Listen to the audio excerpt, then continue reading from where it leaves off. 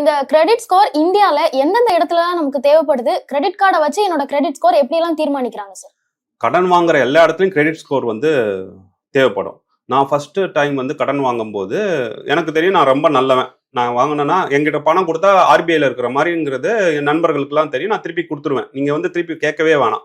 நான் பேங்க்ல போயிட்டு அதே நினைப்போட போய் பார்க்குறேன். என்கிட்ட ப்ராப்பர்ட்டி இருக்குது, நல்ல இன்கம் இருக்குது, எல்லாமே ப்ரொஃபைல் சூப்பரான ப்ரொஃபைல். அவங்க கிட்ட கடன் கேட்கும் போது அவங்க என்ன சொல்றாங்க, உங்களுக்கு கடன் கொஞ்சம் அதிக இன்ட்ரெஸ்ட் வரும் சார் அப்படிங்கிறாங்க. நான் கேட்கறேன் எதுக்கு அதிக இன்ட்ரெஸ்ட் வரும், நான் கண்டிப்பா கொடுத்துருவேன் அப்படிங்கும்போது, இல்ல சார் நீங்க இது வரைக்கும் வாழ்க்கையில கடனே வாங்கல, நீங்க கடனை திருப்பி கொடுப்பீங்களா மாட்டீங்களாங்கிற ஹிஸ்டரியே இல்ல.